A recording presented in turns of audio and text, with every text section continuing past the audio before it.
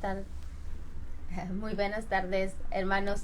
El día de hoy estamos muy contentos, pues reanudamos esta transmisión de los miércoles, dando inicio a un nuevo libro del Nuevo Testamento y en este caso vamos a ir estudiando, como es acostumbrado por nosotros, un capítulo semanal de la carta primera a los Corintios. Una carta que sin duda alguna, si usted ha tenido la oportunidad de leerla completa, pues es una carta muy práctica. De hecho, los teólogos la catalogan como una epístola que es doctrinal y práctica en ella misma, porque da muchos consejos que son tan necesarios.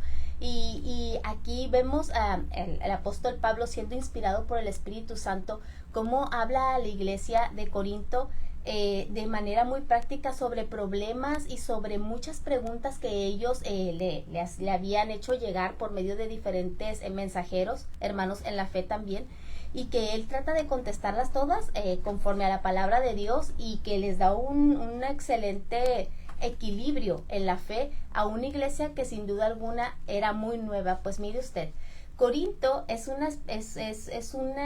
era una zona que estaba entre el polopeso, polopeso, perdóneme usted, griego, y acá estaba toda la otra parte de la ciudad del continente en donde estaba Atena. Entonces, esa era una franjita que unía estas dos costas y que por un lado había un golfo y por el otro había otro golfo.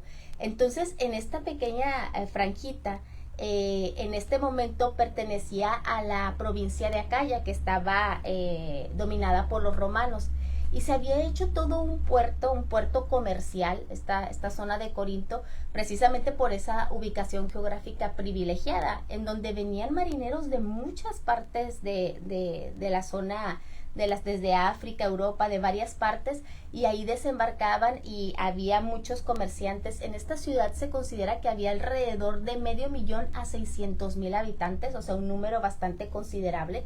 Sin embargo, de toda esa cantidad, alrededor de 400,000 se considera que eran esclavos, o sea, más de la mitad. Y Corinto era conocida en la antigüedad, pues su nombre era sinónimo pues depravación y de depravación y de pecado, porque era una ciudad en donde sin duda alguna había mucho culto a diferentes deidades paganas, y ahora sí que la diosa que gobernaba, diosa con D minúsculo obviamente, de dios pagano, que dominaba allí era Afrodita. Y esta tenía un templo bastante grande que era muy concurrido y visitado, pues digamos así que la atracción de este templo era pues que se presentaba, había mucha prostitución. Ahí tenían alrededor, se dice que de 1,000 sacerdotisas, pero había hombres y mujeres, según el gusto. O sea, imagínense, ya desde entonces se da esta cuestión de todas las desviaciones sexuales que había en el lugar, y ellas pues ahí andaban siempre dispuestas a presentarse delante de todos aquellos que iban a invocar el nombre de aquella diosa pagana, ¿no? Entonces era parte del ritual, la prostitución y el tener relaciones sexuales con cada una de estas sacerdotisas era parte del ritual pagano. Entonces esto constituía pues a Corinto una ciudad bastante depravada en muchas formas, y los marineros que llegaban ahí pues buscando dinero, buscando todo este tipo de cuestiones sexuales allí, pues se quedaban allí. Había muchos mercaderes y, como le digo, muchos esclavos, y también había muchos soldados romanos retirados. Fíjese, habían hecho ahí como su lugar de descanso, por así decirlo, ya los soldados retirados, y ahí estaban porque pues lo que ofrecía la ciudad era bastante apetecible para ellos. Entonces tenemos una ciudad, una Corinto, pues muy próspera en cuanto a lo económico, pero muy depravada en cuanto a todo lo moral y obviamente lo espiritual. Y es ahí a donde llega el apóstol Pablo, un hombre que sabemos que fue llamado por Dios para ser apóstol de Jesucristo, como él mismo lo menciona en la carta que a continuación vamos a leer. Y es llamado aquí en su segundo viaje misionero. En el primer viaje no, en cuanto él comienza el segundo, en su segundo viaje misionero, él comienza a recorrer esta zona. Primero, y esto lo relata el libro de los Hechos, por ahí por el capítulo 18, llega a Atenas, Grecia. Entonces allí pues él tiene mucha confrontación porque hay mucha filosofía, tuvo mucha, digamos así, estuvo como muy, no permitían que el evangelio se esparciera, y entonces él, movido por el Espíritu Santo, empieza a irse a la ciudad de Corinto. Y en Corinto llega precisamente a la sinagoga de los judíos, en donde también encuentra oposición, y después va a los gentiles, en donde no había como mucha, no se estaba prosperando mucho el evangelio, y él de alguna manera como que había decidido salir de allí, pero el Espíritu de Dios le dijo, no, ahí yo tengo pueblo, permanece allí. Y dicen que sí, o sea, él siguió predicando el evangelio, así como lo conocemos, ¿verdad? Con ese valor, con ese arrojo, con toda esa teología que él ya tenía, pues sabemos que era un hombre bastante ilustrado en ese sentido, y de una, pues como venía de los judíos, tenía pues un excelente conocimiento en la palabra de Dios. Entonces ahí se queda ahí, se considera que se quedó ahí alrededor de 1 año y medio, y esto fue a principio de la década de los 50, del año 50 después del Señor Jesucristo. Él se queda ahí alrededor de 1 año y medio, y junto con él había otros consiervos que empezaron a compartir el evangelio, y un buen número de la gente gentil en Corintio se comenzó a convertir. Obviamente, como le digo, muchos de ellos probablemente eran esclavos, porque lo que predominaba en esta población pues eran los esclavos, ¿no? Que más adelante él habla precisamente al respecto. Entonces, esclavos en lo natural y también en lo espiritual, porque para alcanzar la libertad necesitaban escuchar el evangelio. Y entonces él comienza, y la iglesia comienza a levantarse, y había gente sincera ahí.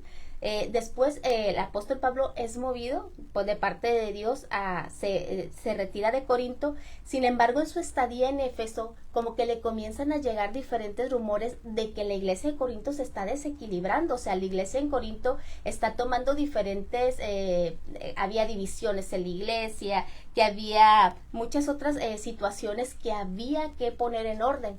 Entonces el apóstol Pablo envía una carta. Esa carta muchos la han conocido como la carta dolorosa. Esa carta nosotros no la tenemos.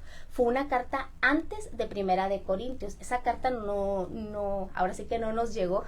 No conocemos cuál es su contenido. Sin embargo, sí hace una mención el apóstol Pablo en la epístola, en donde dice que en aquella primera carta, aunque les causó un poco de tristeza, entonces se considera que hubo una carta anterior a esta de Primera de Corintios, y después como que siguieron estos informes, por lo que vamos a leer a continuación, y él se ve la necesidad de escribirles esta primera epístola que se conoce como Primera de Corintios.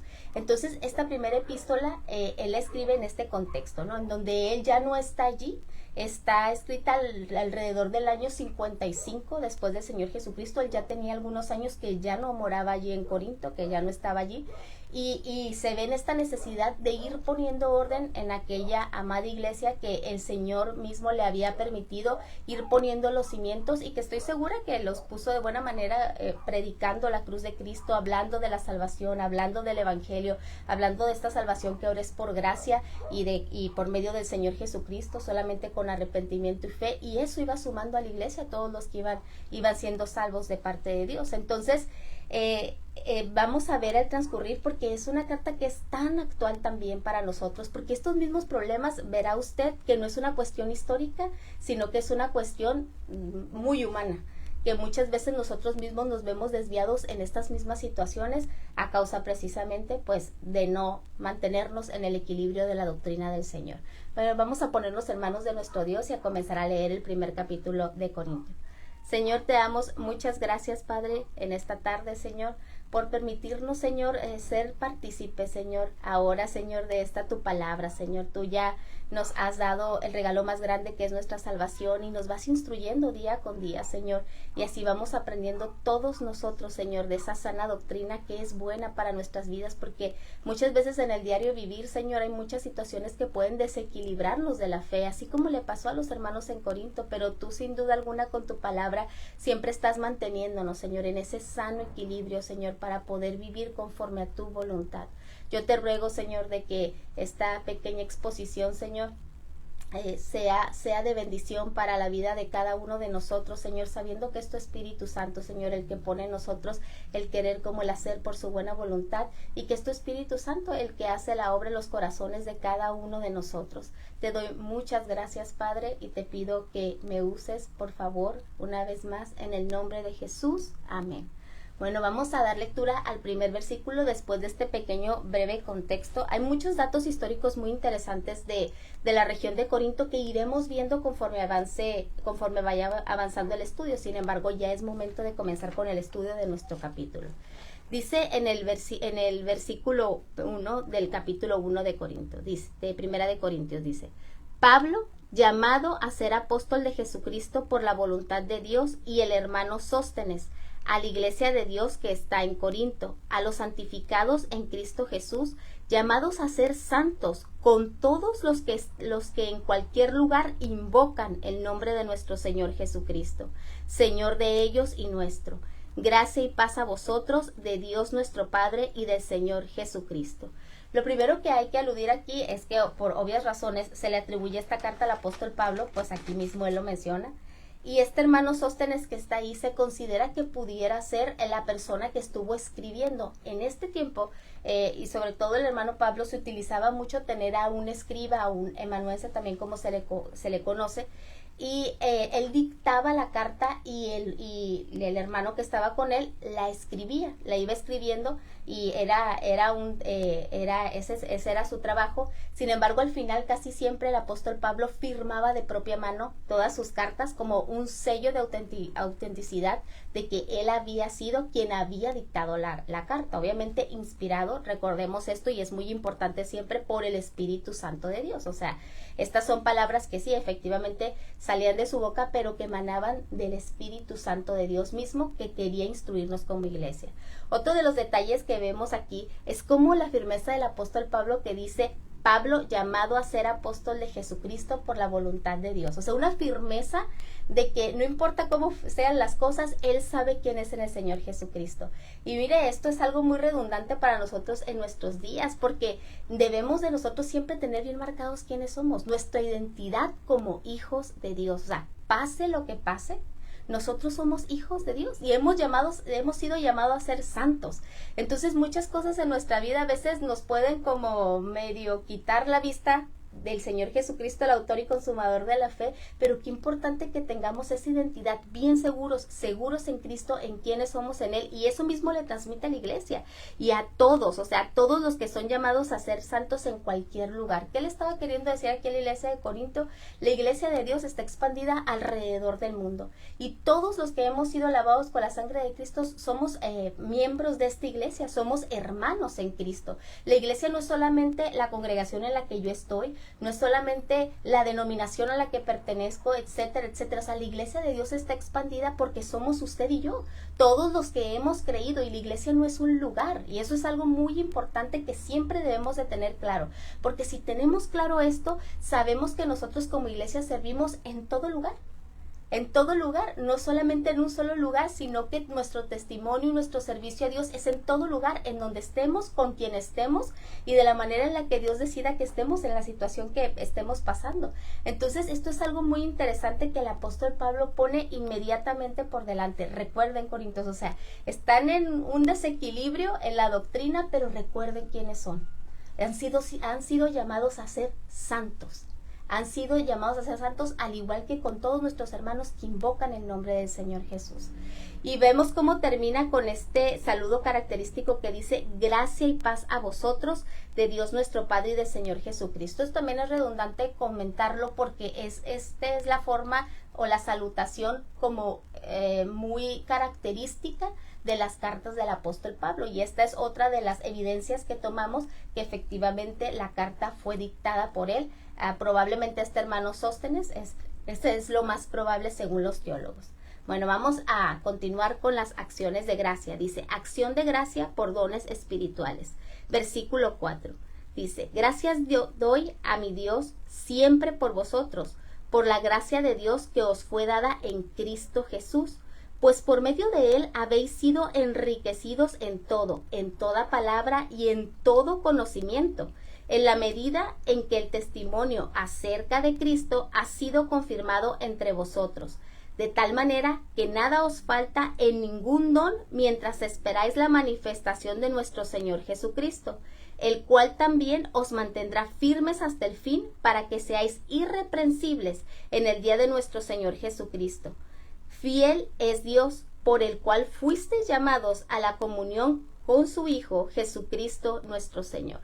Aquí vemos cómo el apóstol Pablo comienza la carta de una manera muy vertical, con una postura muy vertical. Le doy gracias a Dios por todo el conocimiento y los dones que tienen, y que sabemos por los capítulos adelante que los corintios ya estaban exagerando en el uso de los dones y que sí se sentían que tenían el conocimiento más elevado. Sin embargo, el apóstol Pablo no comienza atacando directamente este asunto, sino que da gracias a Dios, porque todo lo que tiene uno es gracias a Dios, pero sin embargo en el último versículo de este primer espacio, en el versículo 9, como que da el punto central de por qué está habiendo este desequilibrio en la iglesia.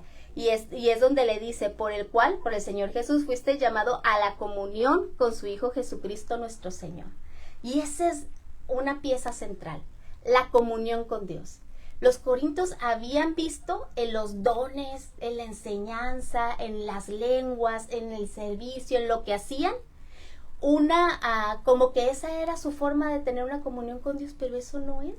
La comunión con Dios, los dones y todo los talentos que podamos tener no suprimen la comunión con Dios. O sea, eso es algo que Dios nos da a cada uno de nosotros para ejercitarnos en ello, pero siempre debemos de mantener la comunión con Dios. La comunión con Dios es primordial para no desequilibrarnos precisamente en un mundo lleno de un montón de cosas y con un montón de filosofías y de cosas que sin duda alguna vienen a nosotros. Y la comunión con Dios es básica. ¿Cómo se logra? Usted sabe, por medio de la meditación de la palabra, una lectura que uno medite en ella, por medio de la oración, una oración que sea sincera, honesta, no solo por cumplir, no con vanas repeticiones como dicen, por decir, sí, ya oré, no.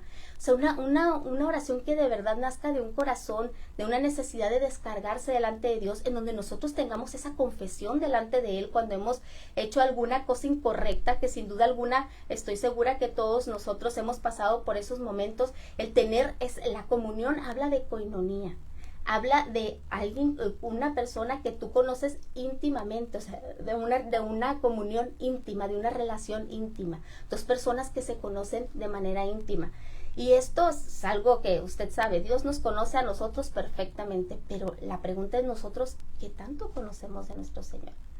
Y estoy segura que si aún no hemos madurado en la fe, no es por nuestro Señor, es por nosotros, porque a veces somos negligentes al buscar tener esos momentos de intimidad con nuestro Dios, al buscar tener esa comunión con Dios. Yo recuerdo que hace algún tiempo le comentaba una situación a nuestra pastora Alicia, y le decía, ay pastora, mire que esto, que aquello, y ella me escuchó de una manera muy atenta, ¿verdad? Como ella siempre me escuchó de una manera muy atenta, y yo esperaba que ella me diera una respuesta, ¿no? A toda mi exposición que le había dado de mi situación, y ella solamente me volteó a ver y me dijo, ¿cómo está tu tiempo con Dios?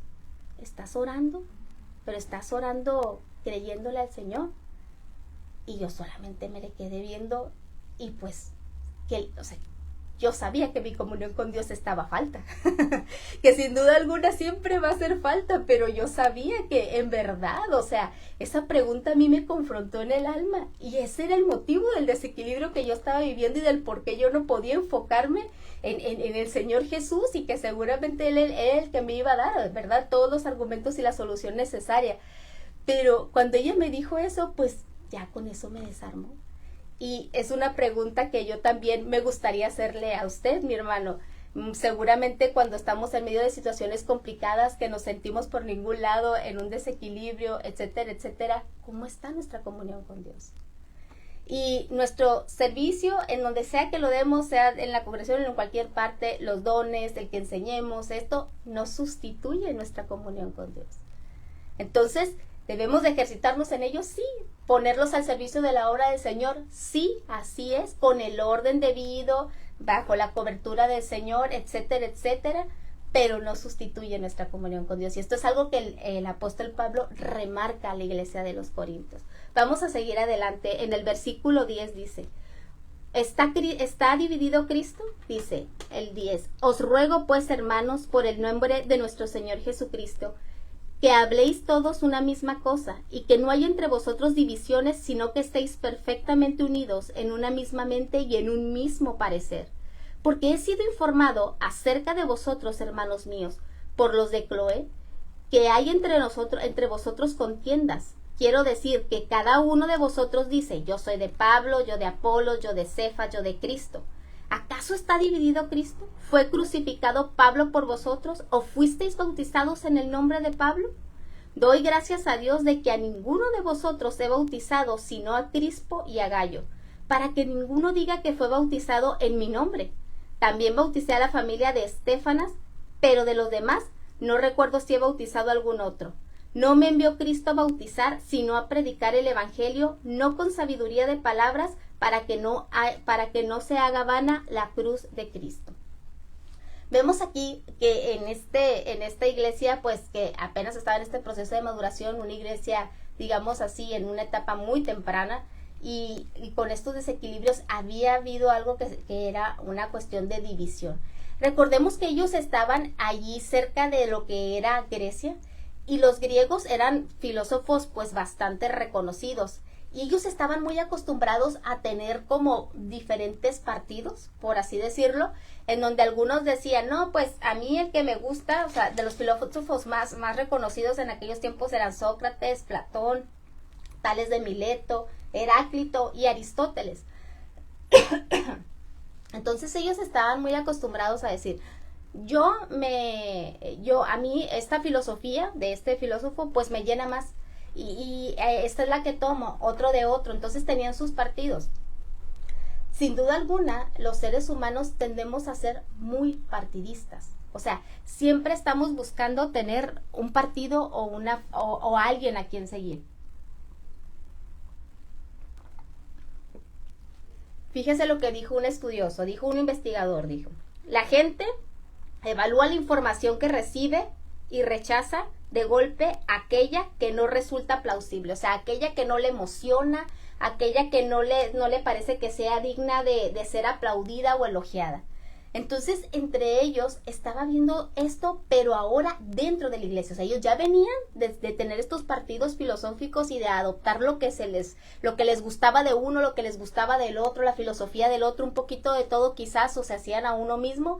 Y ahora en la iglesia trataban de traer esta misma división y confusión, poniendo contrapunteando a los personajes que vemos aquí, que fueron Apolo, Cefas, Pedro, Pablo, y algunos otros decían yo soy de Cristo, que muchos teólogos dicen que era el grupo más tremendo, porque pues ellos ya se volvían como elitistas, esos ya no, yo soy de Cristo, y yo ya no recibo a nadie más. Entonces era esta situación la que se estaba manejando dentro de la iglesia. ¿Qué pasaba? Cada uno de ellos tenía una manera muy distinta de enseñar, así como seguramente usted habrá notado que aún dentro de nuestra misma congregación, cada una de las personas que enseñamos lo hacemos de manera diferente. No significa que sea una mejor o una peor manera. Significa que Dios utiliza nuestra personalidad, pero lo que estamos predicando es la palabra de Dios. Probablemente hay cosas que usted entienda mejor con algún otro predicador que conmigo, y eso está bien, no es un problema en sí mismo. El problema es hacer un partidismo en el corazón, en donde yo ya voy a seguir un hombre en vez de seguir a Cristo. O sea, esta es la cuestión por la cual se estaba dividiendo la iglesia, contrapunteando unos con otros. Esto se da muchísimo en nuestras vidas, es tan actual esto. Creo yo que más con las redes sociales. Esto lo digo muy a título personal porque es algo que a mí me han comentado muchas veces. Me dices, oye, ¿ya oíste a fulano predicador? A sutano predicador, a perengano predicador. No, hombre, este lo entendí todo. O a este no le entendí. O sea, siempre hay así. Entonces, yo a veces sí escucho de repente a algunas otras hermanos que están predicando alrededor del mundo, que tengan una doctrina conforme a nuestra confesión de fe, a lo que nosotros creemos y profesamos, que es muy bueno que usted también esté informado. Sin embargo, yo siempre contesto esto, siempre hay que darle prioridad a lo que Dios está hablando por medio de nuestro pastor, porque es la manera más directa en que Dios nos habla, por medio de la persona que Él puso en eminencia dentro de la congregación local. ¿Por qué? Porque yo le puedo empezar a dar más peso a fulano de tal, a mangano de tal, pero Dios puso una persona encargada dentro de las congregaciones que esa persona, Dios habla directo. Yo creo que Dios le habla al corazón a mi pastor, a nuestro pastor, y él nos transmite un mensaje que viene a nuestro corazón porque Dios conoce las situaciones que está viviendo esta iglesia local, esta congregación local. Entonces es muy importante, hermanos, que en nuestro corazón siempre tengamos ese cimiento, siempre darle prioridad a lo que Dios está hablando a nuestra congregación local, porque esa es la manera en la que Dios ha provisto el orden de Dios. El orden de Dios para nosotros y para nuestras vidas, que comamos sanamente, que nosotros nos estemos edificando unos a otros, que nosotros crezcamos y maduremos. Y esto sí se lo quiero decir, como le digo, muy a título personal, porque a mí a veces sí me comentan y yo siempre doy esta respuesta, y esa es la que me ha mantenido en un corazón más estable delante de Dios y de no andar siguiendo a los hombres. Yo estoy segura de que Dios habla a cada uno de las personas que están encargadas, que les ha delegado autoridad, y que esa palabra es la que necesita justamente esa congregación local. Escuchar otras posturas que tengan que ver con la que nosotros profesamos está bien. O sea, tampoco no es que nos vaya a hacer un daño en sí mismo, pero darle prioridad a lo que Dios habla por medio de la persona que ha dejado encargada, y en este caso que es nuestro pastor, en el caso de Loma Dorada, el pastor Francisco Llamas. Y tener en alta estima esa palabra porque viene directamente de parte de Dios a nuestro corazón. Y Él sabe lo que estamos pasando de manera congregacional e individual cada uno de nosotros. Entonces, ya dejando esta parte bien clara, eso es exactamente lo que Pablo les dice. Es exactamente lo que Pablo les dice. O sea, si escuchan a Apolos, a Pedro o a mí, pues todos hablamos del evangelio, porque al final de cuentas la iglesia es de Cristo.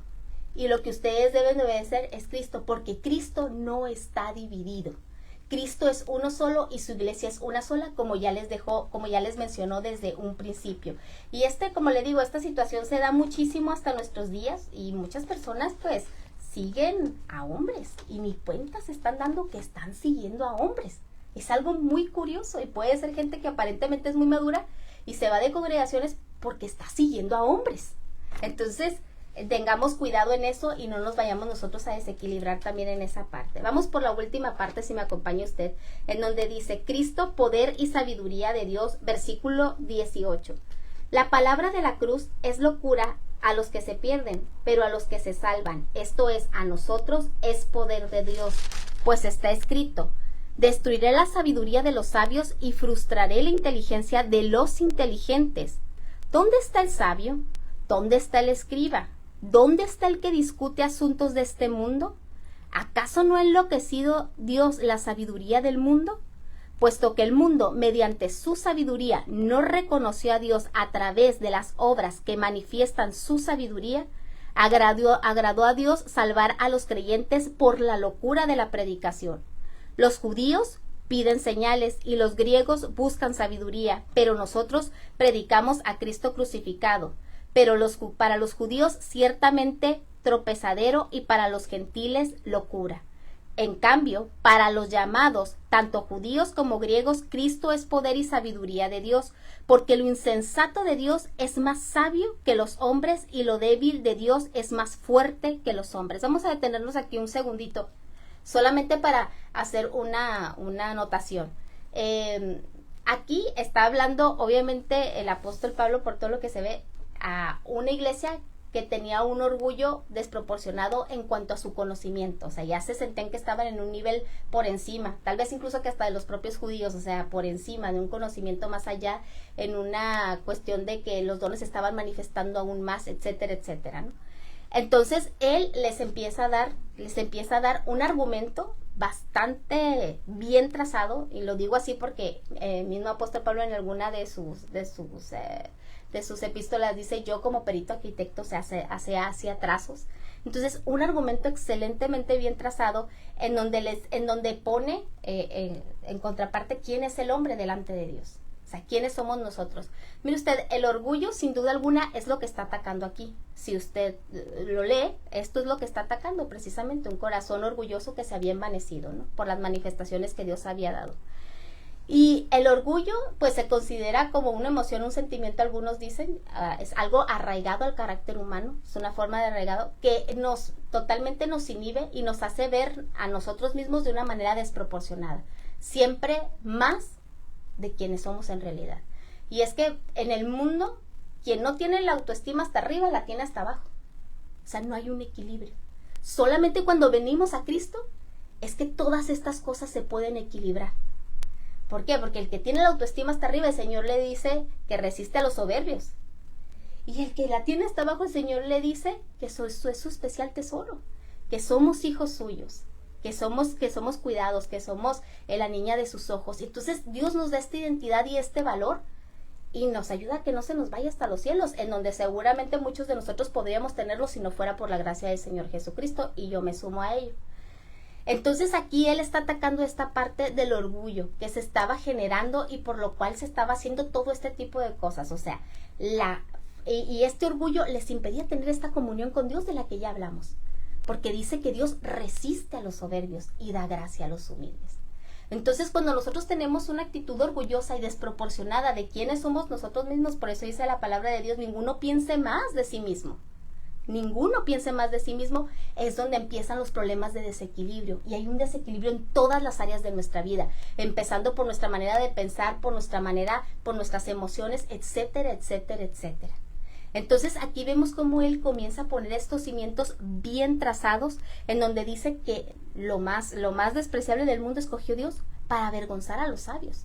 Y dice aquí en el versículo 26, considerad pues, hermanos, vuestra vocación, y ved que no hay muchos sabios según la carne, ni muchos poderosos, ni muchos nobles, sino que lo necio del mundo escogió Dios para avergonzar a los sabios, y lo débil del mundo escogió Dios para avergonzar a lo fuerte.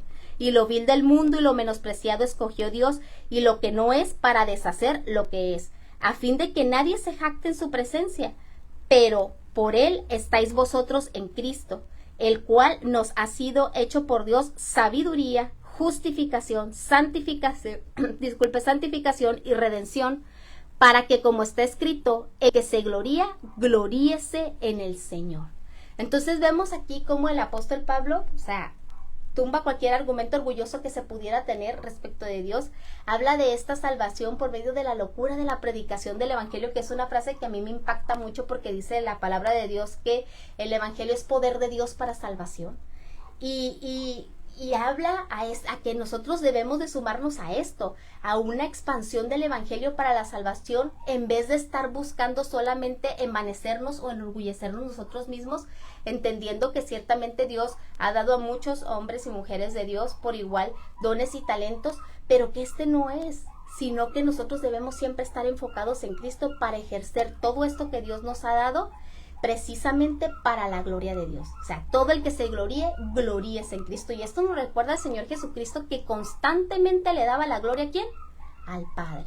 Precisamente poniendo un ejemplo claro y un cimiento sólido para nuestra fe. Dar la gloria a Dios en todo momento.